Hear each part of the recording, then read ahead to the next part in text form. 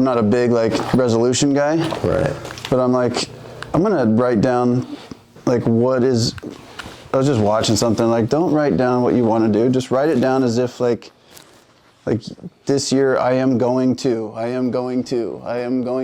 I want to go to the gym every month or whatever. It's like, and I wrote down, we hadn't done anything with Rough Shot for a long time. Just like took a little break, and I wrote, I will sell 100 shirts in the first month of January. And the next day I post a video, overnight 100. I'm like, holy fuck! Like I wrote that down, and like it just boom. And I wrote like little stuff, like I will get my brand into fucking Zoomies by the end of the year. I think you will for sure get your brand in Zoomies. I was talking to them a little while ago about how to do it, and it sounds like they kind of support local people. Right. Like they like to, and he was showing me some numbers on like this anime. Like they got a whole rack in there of something I've never heard of, but everything's like a sweatshirt like you're wearing, but with like some anime characters on it and Japanese writing. He's like, look at these people. He's like 180,000 last month. I'm like, oh, the fuck, I never heard of them. Like, right. But they're in your store. They're making. You're selling 180,000 worth of their product. It's nuts.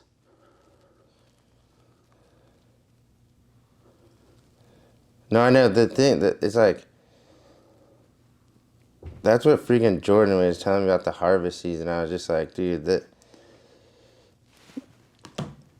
You know what I mean? It's so weird because like when you're doing something good, you don't even. It's like you're not really thinking about it. But that's what I was telling you. It's like I got all discouraged a little because it's like we're doing something good, and I'm like, oh, I feel like we're not doing something good fast enough. Is it making as much, as much of it? Yeah. Like, are we making a much of an impact? And like even right before I walked in here, where it's like. So the San Diego Rescue Mission, they started a shower trailer program, you know what I mean? And we put ours there, and then they utilized it, and then they started their own. And I literally, I'm watching it, and the guys like word for word saying what they started their own after you guys like were like. I mean, that's the goal, dude. Is more people helping more people. You know what I mean? Basically, like you mean with like humanity showers? Yeah. You kind of brought that, and then they did their own. They did. They used ours for as long as they could till they could make their own. Okay. And then just on the news, they're like, "Hey, we just started this new program," and dude, the guy on it, so like Nathan Smitty, like Arcade Nate, he's always like, he's all from I don't know where he's like, I just meet people where they're at. He's like, I know, I see all the stuff when you post with him. Yeah, he's like, I just want to love people. I just want to love on them. Is he the guy that started the other one, or he's your buddy? No, he's dude? With us at Humanity Showers. He's like the Narcan guy, and it's funny because like word for word. Like even like right literally now. Where you just said like you're good. That was the whole point. More people helping people, but you're like still kind of like. Yeah, I was like, man, you couldn't even literally say like this shower trailer. A little bit of your own stuff mixed in. I know. I see a lot of that stuff. I'm like, what are you gonna do? I mean, it's everywhere though. Yeah. It's everywhere. Like everything you see is just a version of something else. There's a first, and then there's a lot of things after it, and it's like. It's tough. That's the idea, though, too, though. It's like, it's weird because my first thing, I was infuriated watching that. Yeah. But the goal of it is to have more of that happening. Like, that was the goal. That was the goal. But when you see it, you're like, It's just like, dude, it's something I always talk about of, like, having to, like, my biggest problem is removing my ego out of situations where it doesn't belong. Yes. And dude, when freaking, big, yeah. Dude, that's what I'm saying is when freaking Jordan's telling me about the harvest season, and I reflected on it, I was literally like, I was like, what happened there? Like, where was the transition? And then I looked at it, I'm like, I was just telling you, me and my chick are fighting, not knowing if it's gonna work out. Yep. Like not making the money for the work. Not making any money at all. Yeah. Not making any money. Yeah. Since the last time we talked, I went like 3 months of not making any money besides what I got to go back to school, dude. Like, and it was like, I got the school money, that money is gone. And then 3 months of just still volunteering every day. Yeah. Like actually shooting people content, but like as, like for that nonprofit for free, you know what I mean? Basically a lot of free content, for good causes and stuff too. Everything was good. And then, what really happened too is like, It was removing my ego out of the situation. And it Yeah. wasn't because I made the conscious decision to remove my ego from it. Yeah. It was because the universe forced me. It was either, do you go, so like what I always did is like I make the decisions for Brandon. And where that always has led me is in living under a bridge, shooting heroin every day as soon as I wake up. And what basically happened was, is I hit a wall where again, I had to be like, I turn this over to you. Yeah. What turning it over to God looked like in this situation, or the universe, or whatever you want to call it, was we had to go to couples counseling. I had to like get out of the results of like volunteering and doing what we're doing. It doesn't mean that like immediately it's gonna make this huge impact or that it's gonna make my life better. It just was the fact that like I get to show up, be present, and help other people. Yeah. It basically like what happened is like going back to school broke down my ego, like, and until I was just boom, almost like back to where I was when I decided to stop drinking and using. Yeah. And it's, I had it's to, like a different kind of rock bottom, because like your life at the point is not terrible. right. But for where you're at, it's like rock bottom going, okay, rock bottom is in like, I got to make a decision. Yeah. One way or another. Like, Dude, rock bottom was like, do you want to be right or do you want to be happy? Mm-hmm. And like I always think like I think anyone who's been married or in a relationship or if you have kids is actually that constant like yin and yang of. But it is. It's sometimes you're like, you know what? I'm really gonna take this stance, and I know I'm right here, and I'm going to stick with it. Yeah, yeah. You have to do a little bit of both. Like you have to. I was playing poker one time. I was 18. Like 90-year-old dude sitting next to me. His wife comes up, kisses him, walks off. I'm like, "That's your lady?" He's like, "Yeah." Celebrating our anniversary today. I'm like, "Oh, cool. How many years?" He's like, 72. And I'm like, "You've been married for 72 years?" He's like, "Yeah." I said, "How old are you?" He goes, he was 90 years old. So they were 18 when they got married. I'm like, "Oh man, what's the secret?" His answer, he goes, "It's pretty simple." I said, "Yeah, well, shit. You're probably one of the few people that'll ever say it's simple." I said, "What is it?" He goes, "You just got to go 50-50 on everything and not be an asshole." I'm like, "That's it." He goes, "That's it," which is what you're saying. Like, there's times where, and everybody says, "Oh, you got to pick and choose your battles." But like, if you can just, like, with no ego, because then when you're right and the ego's still not involved, you're like, "I'm not upset. I'm just telling you this is what it is for me, and it's not going to change. No matter where this argument conversation goes, I'm on this side of the fence the whole time, no matter what." And then sometimes you go, "Yeah, I guess I was more on that side of the fence, but you explaining it a little bit, I can jump on your side for this one and go, let's do it your way. You're right." The best part about those parts too, if they end in this clash of the headbutt, now what I do is I go, you know, we're gonna have to table this till counseling. Nah. Now the craziest thing about what happened with this part of our relationship is we went to counseling at this place, and so we went to this thing called the Gottman. It's a structure of counseling called Gottman. I don't know if structure is the correct word, but so like it's very solution based, and solution I feel like is very easy for men to be like, all right, so if I do A, B, C, I get D, or maybe I should say if I do 1 + 2, I get 3. Yes. So men are very easily to go like, all right, if 1 + 2 is 3 and it's always that, I can always do that. We're super black and white. Right. Women, not so much. So we go to the Gottman thing, and I said, we are getting so much results out of this. Our relationship is getting so much better. But what, in honesty, is I was getting a lot of results out of it. This form of counseling was actually making the relationship easier for me to manipulate. Mm-hmm. Because I'm like, why can you not do 1 + 2 is 3? Yeah. What is wrong with you? Yeah. What is wrong with you? They literally said 1 + 2 is 3. Yeah. I'm doing what the pros are telling us to do. Yeah. Why can't you? So I'm right again. Always. Because I'm doing what the paid professionals are telling us to do. You're not. I win.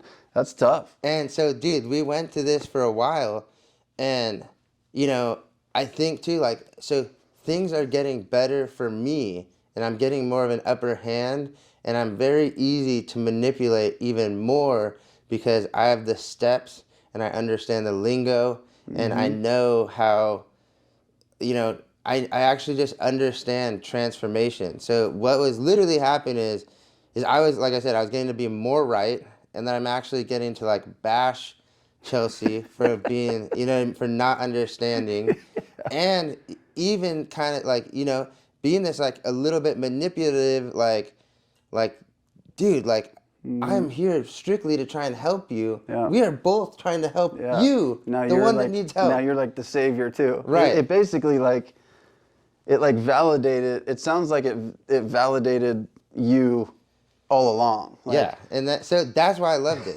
yeah, I And was gonna say. and then so it's like Chelsea's down in the salon, and you know what I mean. She has like a fucking army of women that are on her side, and eventually too, just like the right army of women that she needed to be like, no, this is wrong. Yeah.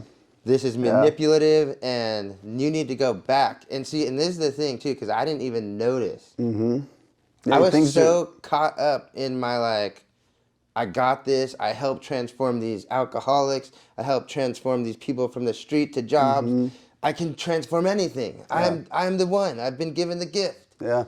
And then it was like, nope. Okay, you are an asshole. And is really hard. It took months for me to be like, no, you know what? You're right. I am the asshole. What is the real solution to this problem? Yeah. And the real solution to that problem is we went to this freaking counseling, and this lady made us talk about feelings, and that shit was super uncomfortable for me, and that really devastated my ego, because I've actually learned in the last 4 years that feelings are not facts. Now, what this taught me to do, though, is to almost expect that anyone should understand that, and that's not a reality. It actually took me 34 years of trying every way to extract feelings from my life to come to the conclusion that feelings are not facts. Yeah. Now, I sat in this room across from this lady who starts going, the first session, I'm like, this lady is full of shit.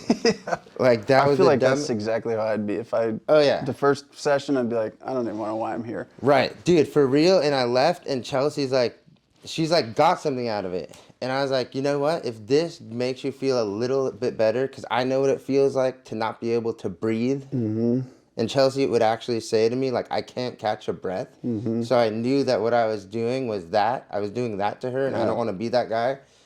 And so I had to go in the next, I had to go in the counseling session and just go, we're going to remove everything you ever thought you knew about a relationship and walk in as a blank slate. So now I'm sitting there and I'm listening, and I'm like, she's like, how does this make you feel? Are you, and I hate this stuff because it's like, are you receiving what she says? You're like, and I'm like, fucking no. I'm just like, shut the fuck up. Am I receiving? Am I fucking sitting, like, I'm here. I'm sitting right here. Yeah, I received what she said. Pretty hard not to when she's the only one talking and I'm listening to it. And this lady, like, you know what I mean? And I remember too, because this is like the turnaround for this session. So, and I realized it too when it happened. So it's like, I'm sitting in the session and I'm talking to the counselor and I'm trying to find a solution. And I knew that every time that she talked about feelings, it made me feel so uncomfortable that I was just like, I don't want to be here. I want to leave, and I want to deflect that. Yeah. And then I remember, too, one time she goes, the next session, I need you to look at Chelsea and tell her that. That was weird. And it fucked me Awkward, up. And yeah. I was just like, no, I just told you, like, I love her and she's my best friend. And she's like, I need you to look at her and tell her that and mean it. And so I was like, I love you and you're my best friend. Okay, is that cool? You know what I mean? Yeah, like a kid having to say sorry. Like, right. I'm sorry. See ya. And then, That's so interesting. That's so interesting. Dude, by like I think it's like the fourth counseling session though. And see, because I hate to even think, like, like I don't like being one of those guys that say I need to set boundaries with people. I need I need to express my feeling. I need to take in what you're saying. You know what I mean? I was like that. I'm past that. I'm a child of God, and I'm so spiritual in this. And the reality is like I am with a lot of people. And Chelsea would even be like, "Damn, where's the guy who just answered the phone for this person and stayed on it with them till they didn't use and started reading the book and." Where's that guy for me? Yeah. You know, and it was really... That's crazy. I get that from my wife a lot. Dude, it was really hard. And okay, so it was so hard and so easy. Because I remember the fourth time was this lady, what she did was she was almost being like, you don't need me. You don't need to pay me $200 for 1 hour if you can literally just say how you feel to the person right there. Yeah. And it was just like, and I don't know where it got so hard from like when you're courting the girl to the love romance period to you have the kid and all of a sudden. Yeah. See, and I think what it is for guys, and I don't know if this is right, but I heard Jordan say it, and I'll bring him up a lot because he's like just one of those people I really look up to in my life. But he's like, as soon as that baby came out, and it like went on my chest. He's like, in my head, I realized, he's like, I love this person so much. And I feel like too, that's where it changed with me and Chelsea. And now I'm in that so now I'm in the rekindling that and realizing that I just had this person come into my life, Malachi, my son, that I love so fucking much. Yeah. That I love so fucking much. But I was also like, recently too, as he's like 2 going on 3, I'm like, all right, he's gonna have to start becoming his own person too, and I have to make like the unit strong so that we're not like so like it like I said, dude, me making Chelsea where she can't breathe, where she feels she can't breathe, like I can't have her feeling like that, and then I can't be feeling like that this is some temporary thing, or that it could just turn it off. Yeah. Because I got in that mindset of being like, I could just stop this, and then I don't have, you know what I mean? Like, and that's just like, and I think both of us too, we actually both got in that mindset, and the reality is, that's not a reality at all. We are now eternally linked to each other's lives, so do we want to have this like bad relationship with each other? Or this good one. And it's like, I think when you focus on having a good relationship with someone, I mean, then it goes back into that like now, like I said, I'm more focused on having a good relationship. And, you know, I'm not going to say that women are so simple, because they're not. Yeah. Very complex creatures, human beings. But what is hard for us to do of being like, I love you, I appreciate you. Did I tell you I appreciate how much this? Did I tell you how pretty you look? That dress is beautiful on you. Oh my God, your eyes look beautiful. Like, you could say one of those every 3 days, and you probably would have this amazing relationship. That's where I think you wanted to say they're simple in places, but they're not simple. Like, that's the simple part of them. My wife, same thing. She's like, if I just complimented her here and there and gave her a fraction of the time I give everything else, like you were saying, where I take a call at night and talk to somebody for 25 minutes, and I like literally, we're in the middle of dinner, I'm like, oh, got to take this real quick. I'm like, dang it, I don't want to do it. But then I'm like, hey, what's up, Tim? Like, what? I'm like, I'm like all cool on the phone. She's like, how come you can't snap into the family like that? How come you come home in a certain mood and you can't, like, just like you picked up the phone and went, I don't want to talk to this guy, but hey, what's up, dude? Like, how come you couldn't walk through the front door and go, I'm tired, it was a long day, but walk through and go, hey, what's up, family? And like, give us an hour and a half before bedtime. I'm like, it's a great point. Like, because I don't think about it. It's something like you said, you start focusing on it a little bit. It doesn't take much, and it changes a lot. Changes a lot. Because we're not in a much different boat. Like 2.5 years ago, my wife and I, we went through the same thing. We didn't go to counseling or anything, but we were right there. It's like we're just either done. Is that when your viral video happened, or no? That was, that had nothing to do with it, but that was a little after. That was like 4 or 5 months after that.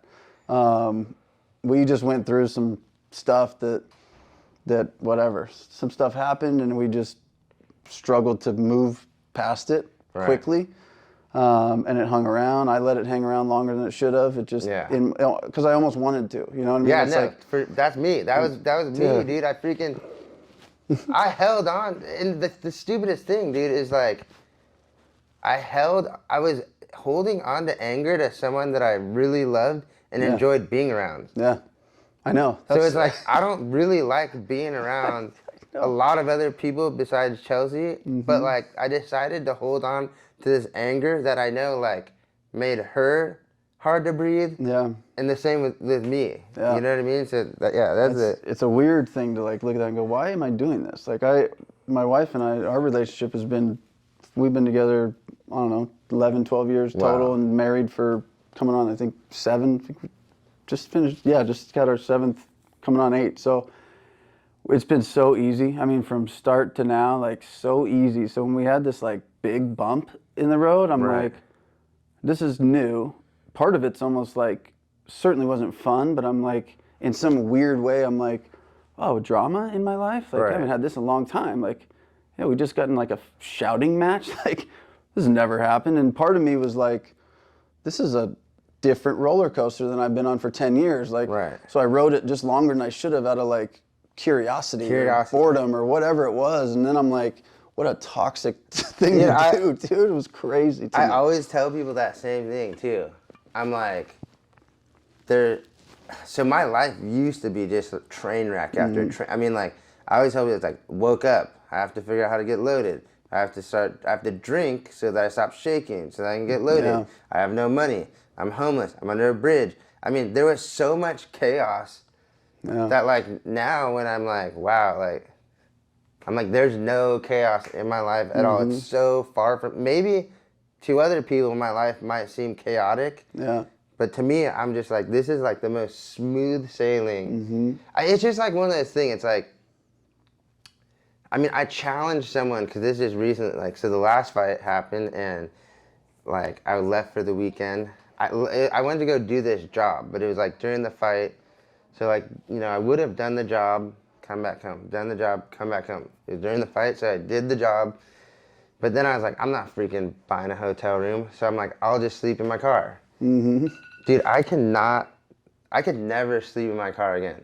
Yeah. You know what I mean? Like, and that was like one of the things I urge you to like, not even just like camping, like go do what you do during the day, and then but like not get to go home. And try for 3 days. It's just not the business. Yeah. And I mean, and then especially too, like unexpected. So I didn't pack a suitcase, nothing. Fight, drove straight to LA, like lined up this job, and knew I couldn't come back until the fight was over. So buy clothes from Target, toothbrush, and then go get soap. Then, I didn't buy socks. Dude, I just bought this thing of tube socks, but I brought ankle sock shoes. You know what I mean? Like, it was like 3 days, and I'm just like, I was like, you know, experience that for 3 days when you've just like I said, just smooth sailing. Yeah. You know what I mean? Like, it's a whirlwind of 3 days where you're like, I don't miss this. Not at all. I think I'm curious, man. You'll have a good answer for this, because I think about this all the time. So like you went through all those years of like literally just chaos every day. It's just a fucking, what's gonna happen now? I know the 3 things I need to do: have my drink so I stop shaking, go find a way to get loaded, and go find what's next. Like that's probably your day for however long. Do you think, like, I look at you now, and you are so active on social media with what you're doing, and you're doing so many things. You and I are talking till 12:30 a.m. and you're like, all I got tomorrow is school at 10:30 and, you know, volunteering down there at 6 a.m. I'm like, it's 5 hours away. Like, you're about to take a nap and go do all this shit and meet me, and I know you'll have energy because that's your personality. Do you think, like, that now is like, that's a good chaos, right? Like your day is like boom, boom, boom. Do you think, like, because you lived in chaos for so long, that getting out of it and getting into something completely different, like, do you think now, like, having a healthy chaos is where you're most comfortable? Like, if you're sitting there with not a ton to do, But whatever, like if your money was good, let's say you were at 300K a year, like you would still probably go on, say you created an app that you don't even have to work for anymore. Right. It just makes you money. Like you wouldn't be able to just go, cool, I'm going to chill and do nothing. You'd be like, cool, I make 300K a year, so let me find what to do with it. Like I'm going to start this, I'm going to start that. I think like, it's almost like people say, like you see it differently because from being an addict to sober for a long time now, and it looks like, I know it's a daily thing, but you're doing so well that it's something that will probably last the rest of your life. Like this is where you're at. So you think like people say, oh, you don't quit one thing, you just substitute it for something else, right? You don't quit smoking cigarettes, you just now substitute it for whatever the other thing is. Right. Do you think you like substituted the super unhealthy, like chaotic lifestyle for a healthy chaotic lifestyle? In a good way. Yeah, it's the weirdest. So like the thing too, I always like, I started this group called like Creativity and Sobriety, and dude, and it's like, cause anyone that I know that kind of lived the lifestyle that I did, and even like got loaded, and you have to like, it's like this real, like every day you got to come up with this whole new scenario, dude. It's just like, it takes like tons of, I mean like the mind power that I use to just score every day is like 0.25% of what I put towards my life now. Yeah. I literally feel like, even like, because if you think about it, it's like, all right, I'm up at 5 a.m. We go to do the showers, shower 50 people. Then I start school. Then maybe come do this, or I'm working on something else, or I'm doing payroll. And then I go to the gym, and then I come home, then after the kid, then I'm dad. From like, you know what I mean? And it just like, it didn't flow very easily in the beginning, and I don't even look at, like, to me, they're just like normal days. I don't feel like I even replaced, like I said, if I'm doing like 15% of what I did on a day. Like, dude, I used to get up, walk 6 miles, go meet the Connect, go rob a Ralph's, then go all the way back to downtown LA, take it to like one of these liquor stores that'll buy it for me, go back on, get on the red line, get a red line ticket, go to Hollywood to this payphone because I have a cell phone. Use the one payphone I know. Then the guy tells me to go to the Valley to meet him.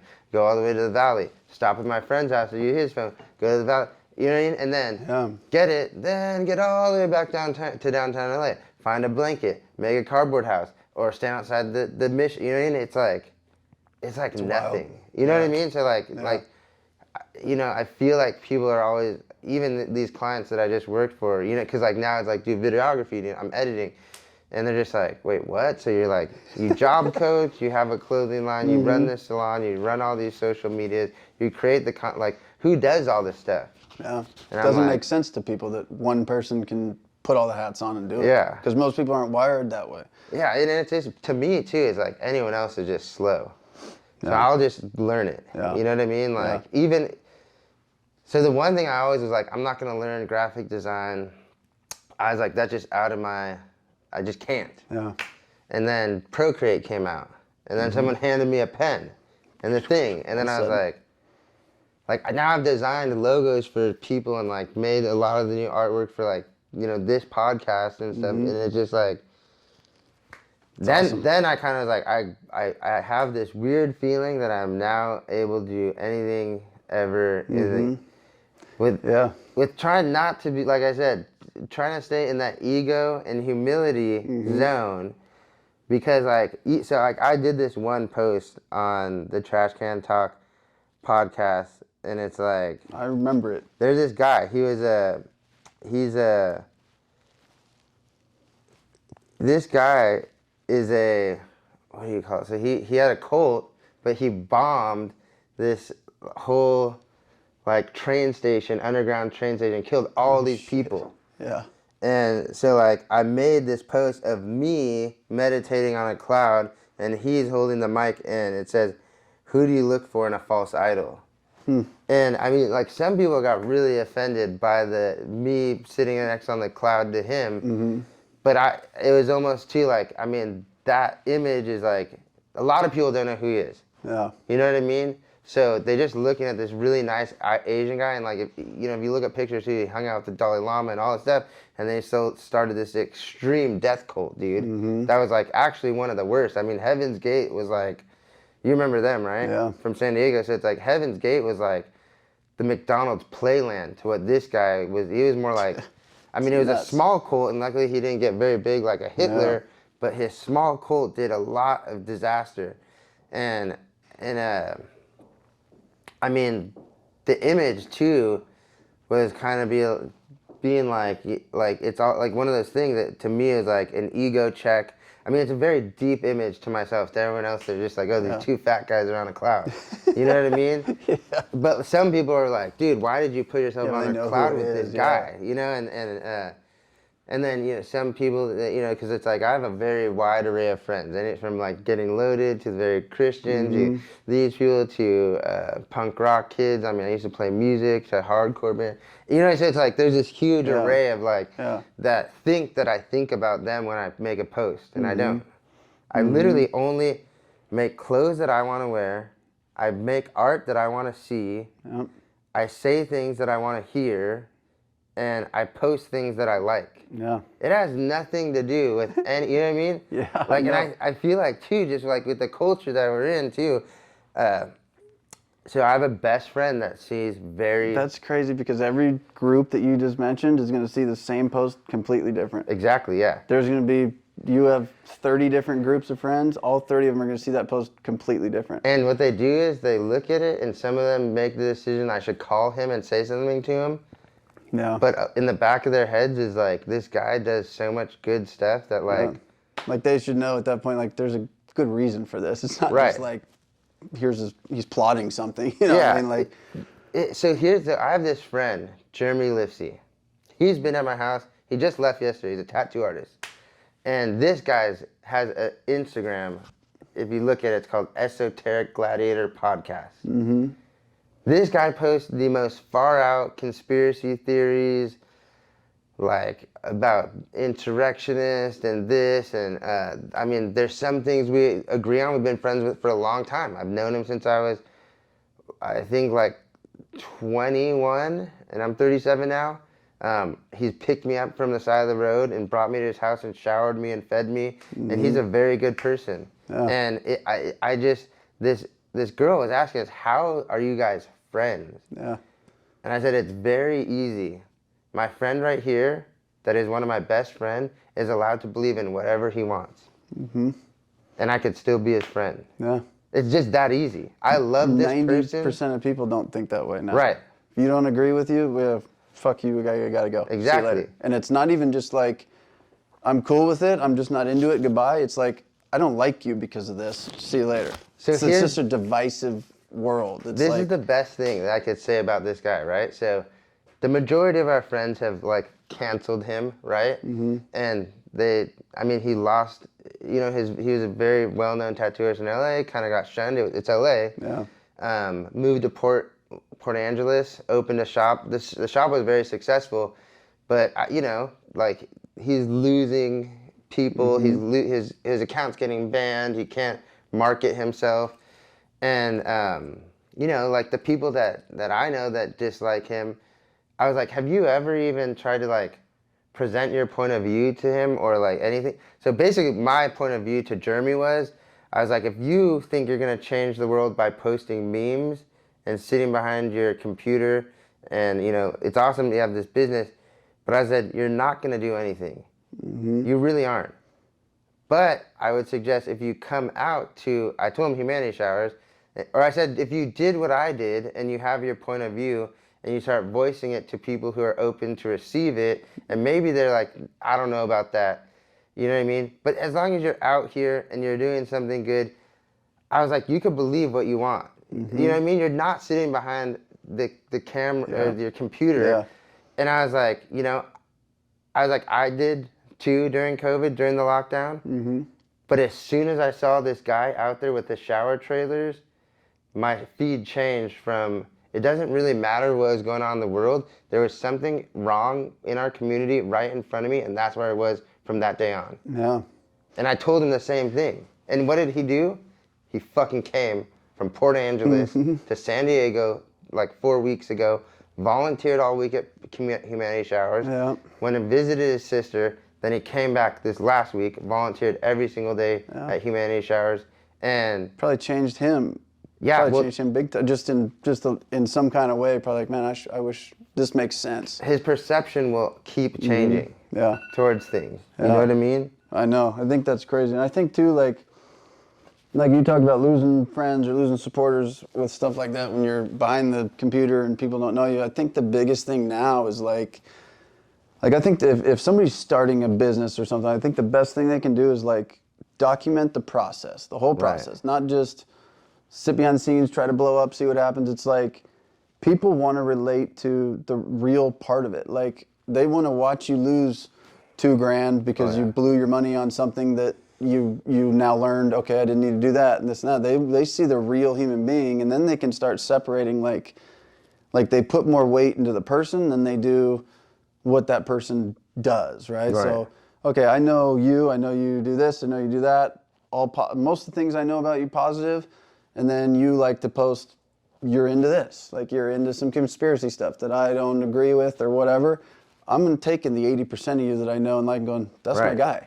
He do whatever he wants. Like everybody's got some kind of fucked up thing anyways. It's like showing who you are as a person is, I think, it's just king. You know what's crazy is because I coach at the high school, so a lot of stuff I'm like, can't do that, can't do this, can't say that, can't say this. Just in my social media, everywhere, everything. For sure. But I watched, you know what's crazy to me, and this is wild. Of all the people, I watched the documentary that changed the way I saw everything for myself and like pushing my brand. I looked at, I watched this like 3-episode documentary on Amazon of Tekashi 6ix9ine. Right. And I'm like, that guy's is what he is. Like, do I support him? No, he's whatever. But when I watched this thing, I'm like, this guy did whatever he wanted because he liked what he was doing. He had a plan, blah, blah, blah. It was wild, but I looked at it and I'm like, he basically got what he wanted. That's fine. But he did it because he just said, I'm going to do what I want. It is what it is. So my whole idea changed from like we both have clothing brands. I looked at it and went, every time I kind of post something, I think about like, okay, my friends are going to see this. How are they going to react to it? Are they going to go, this is lame, this is cool? I never think that. Yeah, and all of a sudden I'm like, it just clicked to me from a business standpoint. I'm like, okay, let's say, because when I put my first stuff out, like not one friend bought anything. They never do. And I'm like, okay, even that whole approach for me was like, what did I expect? Did I expect my whole business to rely on 30 people? I'm trying to like have a brand of what am I going to sell out 30 items and make $300 every time I run a drop? Like I said, I don't care about them. They're not going to support anyways. They're always going to like a picture here and there and this and that, but they're never, when it comes down to it, support is not going to be there. So I'm like, never. There's a group out there that will love what I do at some point. Yeah. I might make 800 shirts and one of them might pop off and then all of a sudden the rest of them pop off. Now every drop is pre-sold out before it even opens. You know what I mean? Like, so I just changed from like looking at that going, and in a weird way, Tekashi screwed everybody around him. Everybody. The documentary is good. The first episode's like his manager / best friend is kind of sitting in a room getting interviewed for the thing and he's talking.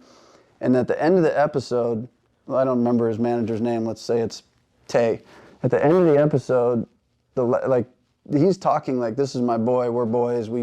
I always thought he was crazy. He's, running around before he's even famous, making his own clothes, and they just say like pussy on him or like loser, 69, cunt. Like he's like, did I support that? No, but like that's my guy, and he's talking about how much he like had his back and supported him even when he's like, this is dumb and whatever. And then the episode ends, and it's Tekashi's in court with whoever, and they're like, do you recognize anybody in the room from the gang, whatever gang he was in? And he's like, yes. And like, can you name him? He's like, Tay.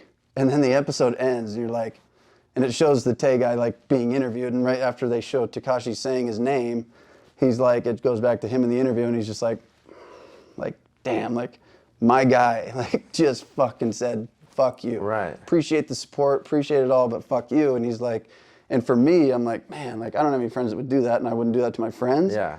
But why even put them in the equation when you're trying to do something so big? who are you trying to please? Like you said, you make things that you would wear. You say things you would listen to. You do things you would want to watch somebody do. Like being yourself, there's an audience for that everywhere. There's probably somebody on YouTube that makes millions of dollars a year rating potatoes.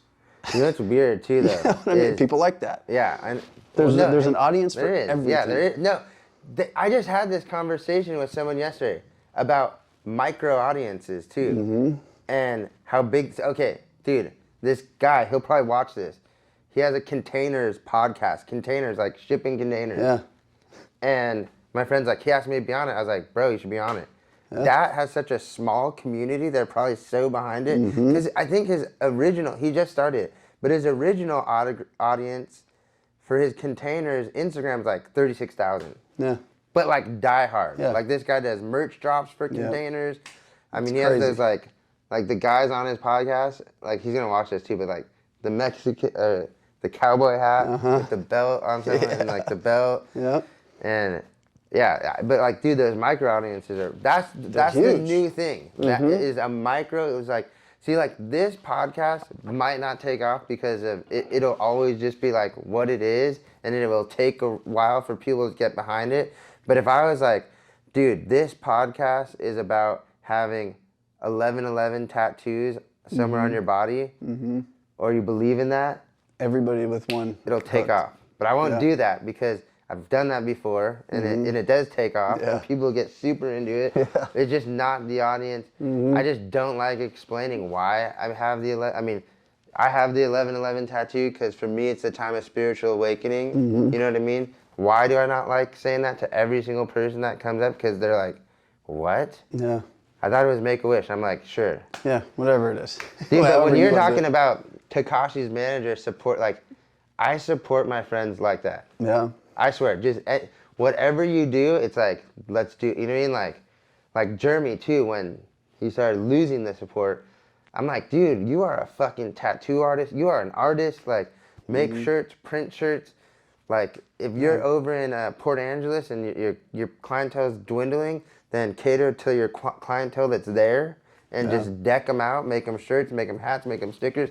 Like, dude, Jeremy drew, I think, 3 Young Gods designs. Yeah. And it's not like, I'm not saying this because Jeremy, he didn't need me, but I want to be, I always want to be that friend that's like, I want you to make me a design. Yeah. Now, did Jeremy make me probably 26 designs I didn't use and I don't really like, and I told him that? Yeah. But he made 3 designs that I really like that got printed on the shirt, that's a sweater, and a sweater that he wears every fucking day, and he gets to, he's not one of those guys like, look at I designed a sweater, but he is wearing that sweater because like, and it feels good too. I designed that and that's sick, and it's sold out, and we printed on a super expensive sweater, so that was like one of those things. He's like, well, how come you're only printing mine on shirts?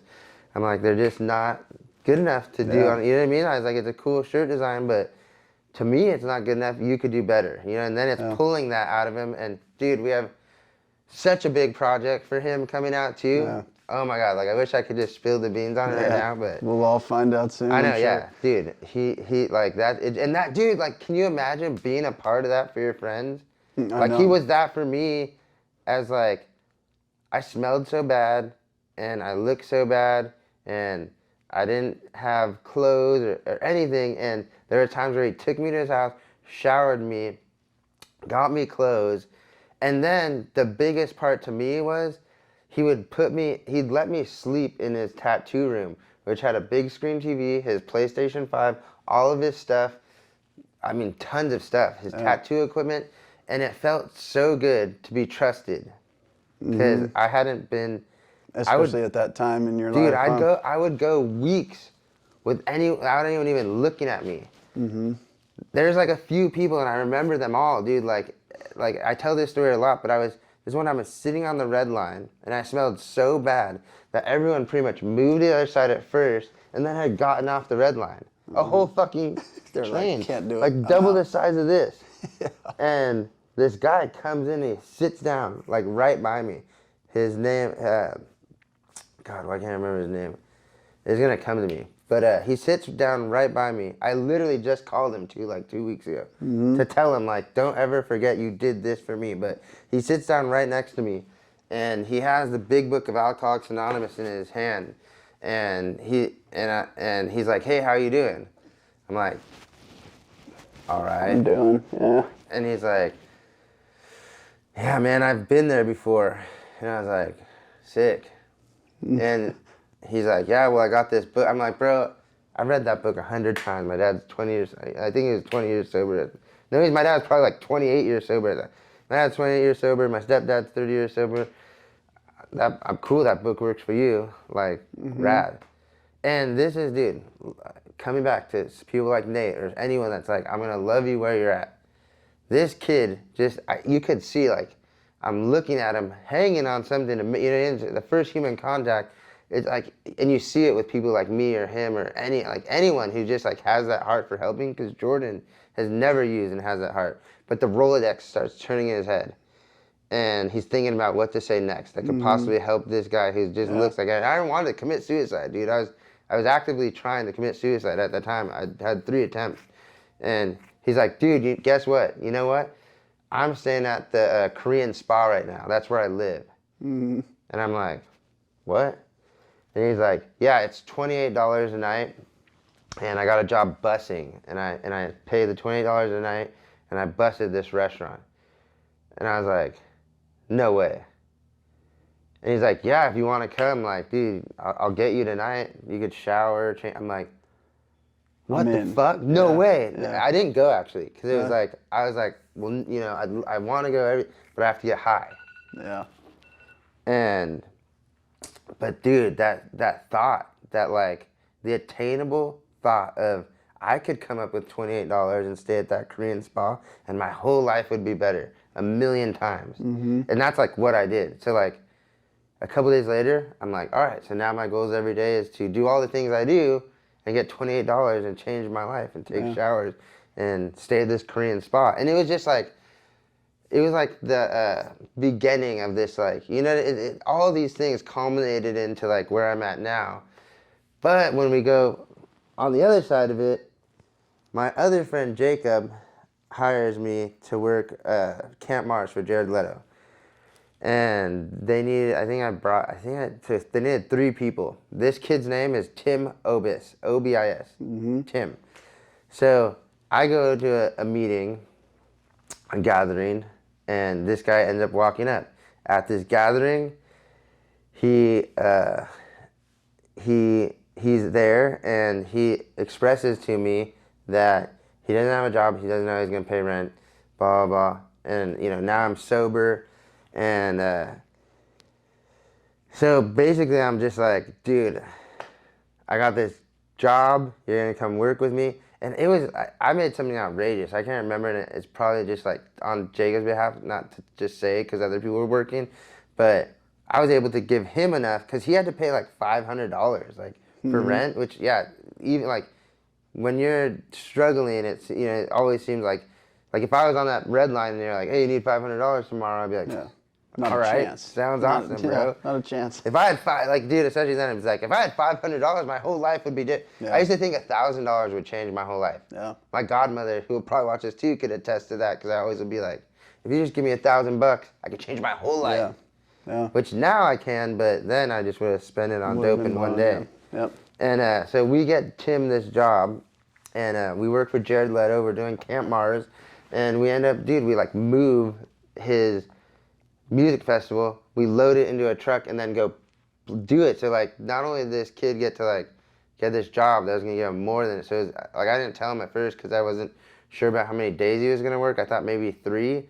So I was like, oh, he's gonna make like 750, and he'll have 500 for his rent, and he'll have $250, you know. But I think he worked like all 5 of the days, and I mean, dude, it did. Like, so, I mean, it was like he paid his rent. He's still married to his, I think his chick. If they're married or dating, they're still together.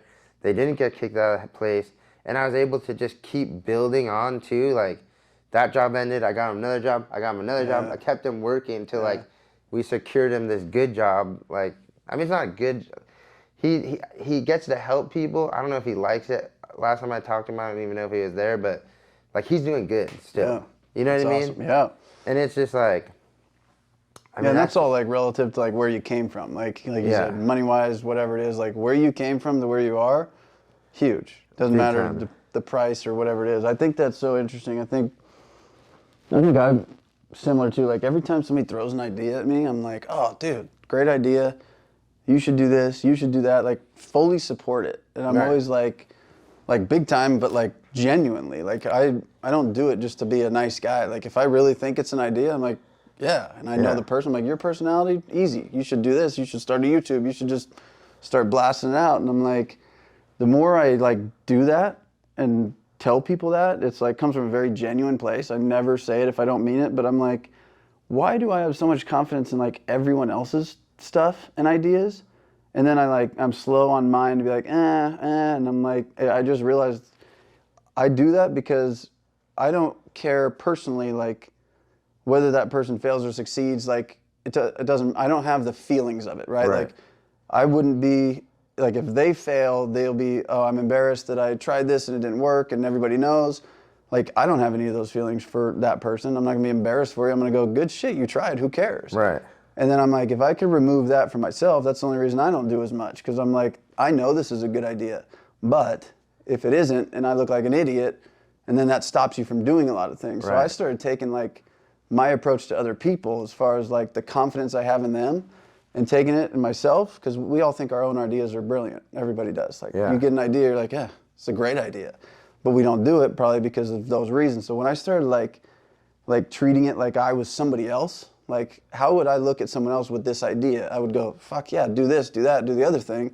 And I'm gonna look at myself with no fear of the failure. Like, Right. it doesn't matter. So once you get past that, it's like, yeah, I might spend 6 months creating a clothing drop that I love and might do nothing. I might sell none of it. Yeah, But I don't care. It doesn't matter. Like, I'm not gonna be worried about that.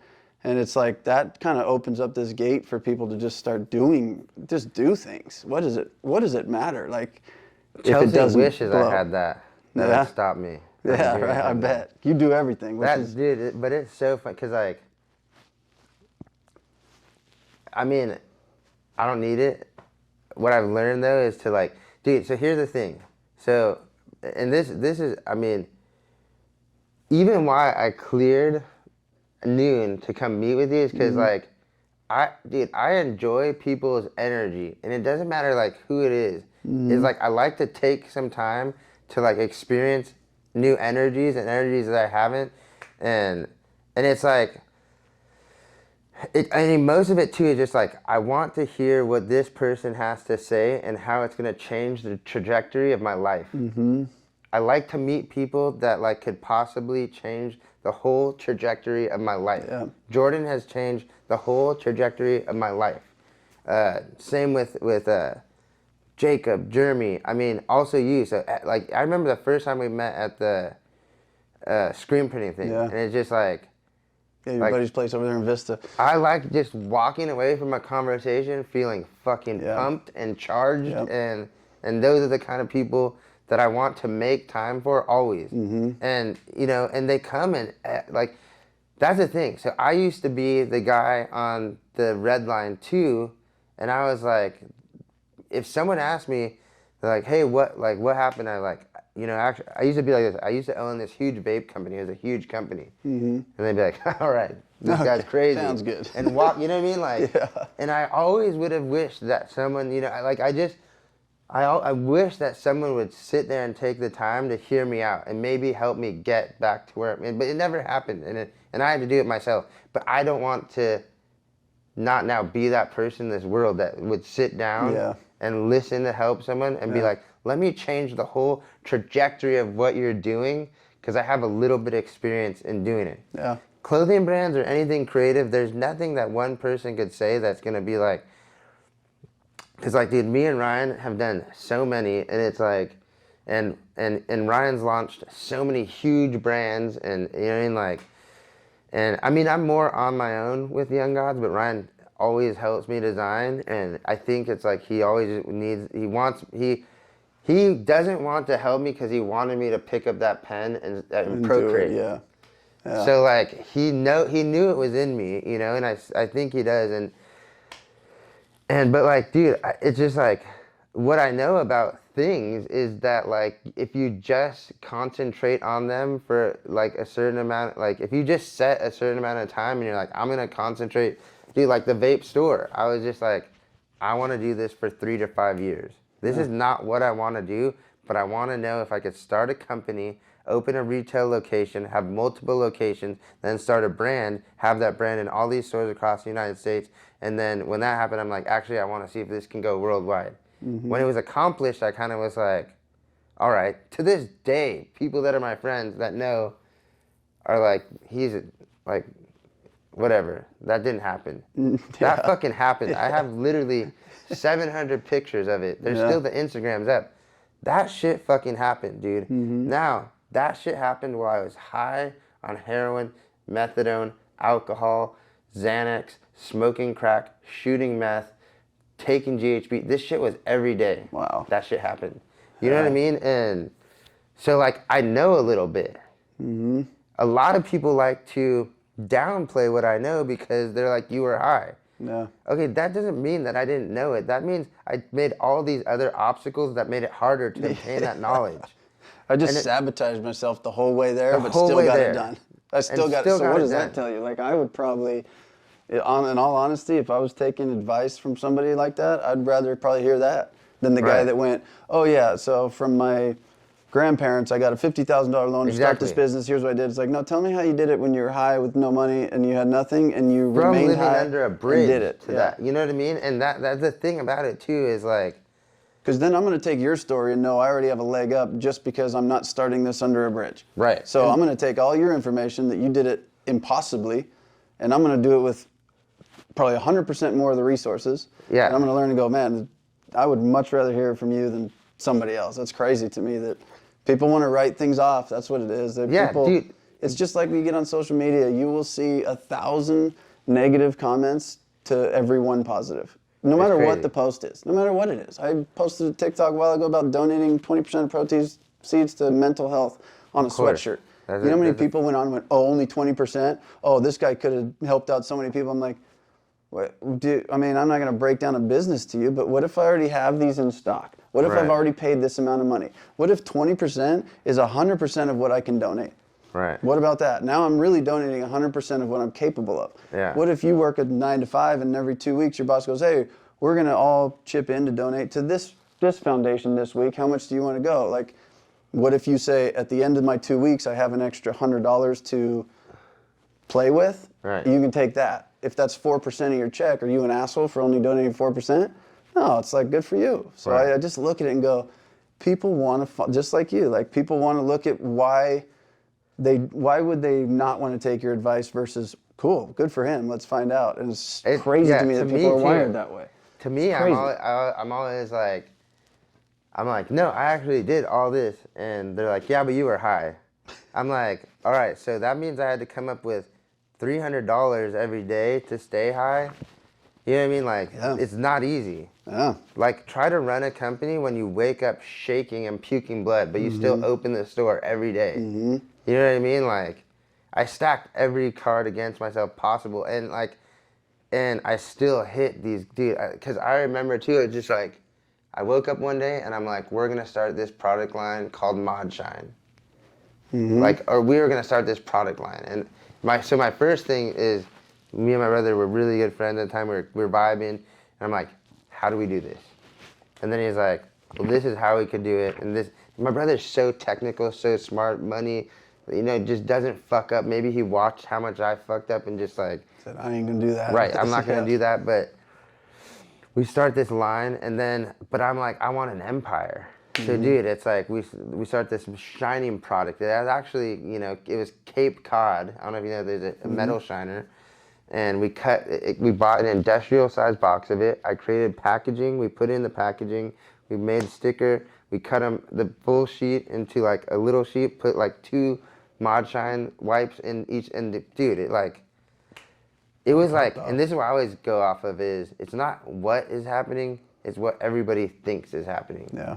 And what it was is, all I knew is there was this company called Vape Rev Distribution, and they were the biggest, and I just needed them to distribute the product so that people could recognize the brand. And it didn't matter that we actually folded every single one ourselves, put the stickers on the front of the thing. They fucking bought like 1,000 pieces from it. We went into sell Vaporev, me and my brother, these pieces, and all we had was the samples.